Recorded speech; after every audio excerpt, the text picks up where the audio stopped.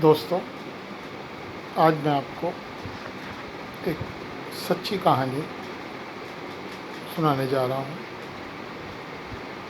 जो कि लखनऊ के एक उच्च वर्गीय बूढ़े पिता ने अपने पुत्रों के नाम एक चिट्ठी लिखकर खुद को गोली मार ली।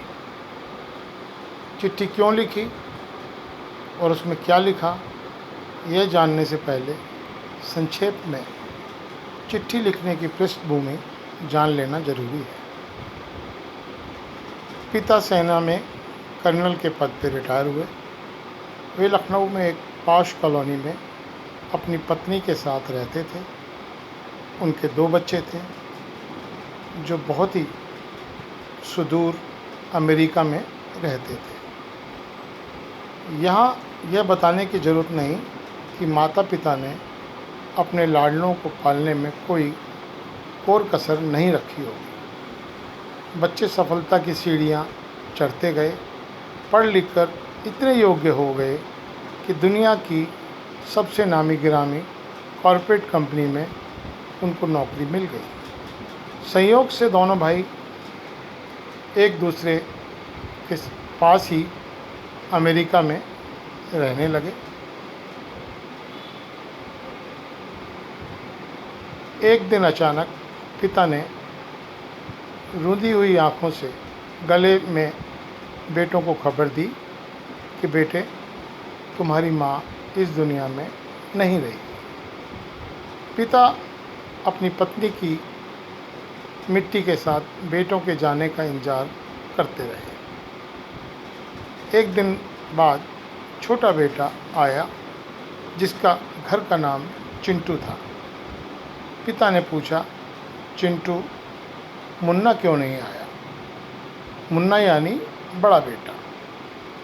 पिता ने कहा कि उसे फ़ोन मिला, पहली उड़ान से वो भी आ जाए। धर्मानुसार बड़े बेटे का आना सोच वृद्ध फौजी ने जिद सी पकड़ ली।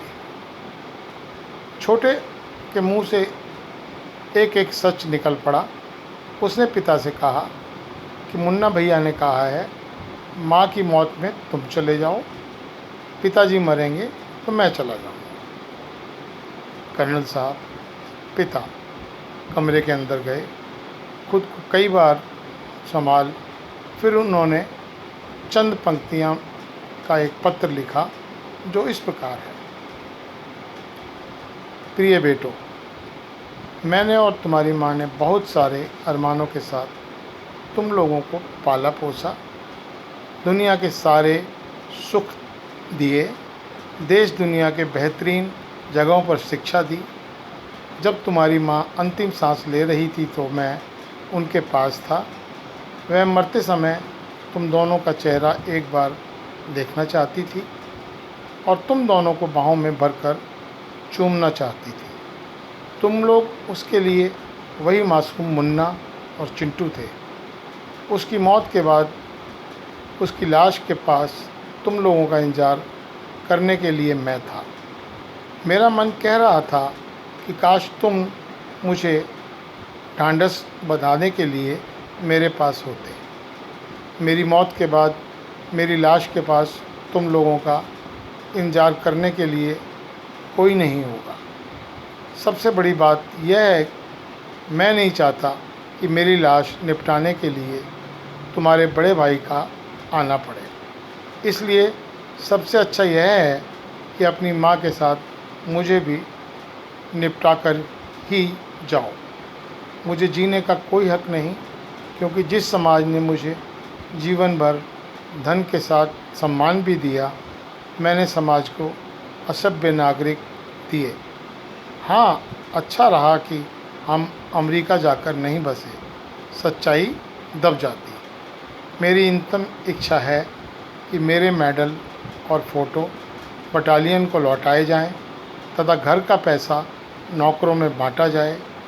जमा पूंजी आदि वृद्ध सेवा केंद्र में तथा आदि सैनिक कल्याण में दी जाए। तुम्हारा पिता।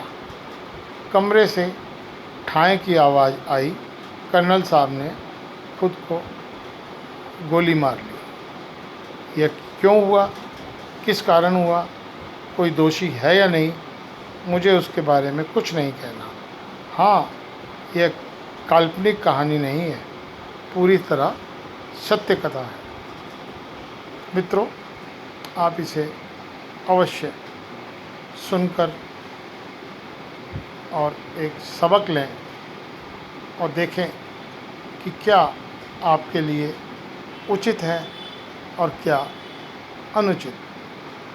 बस मैं यही कहना चाहता हूँ। धन्यवाद।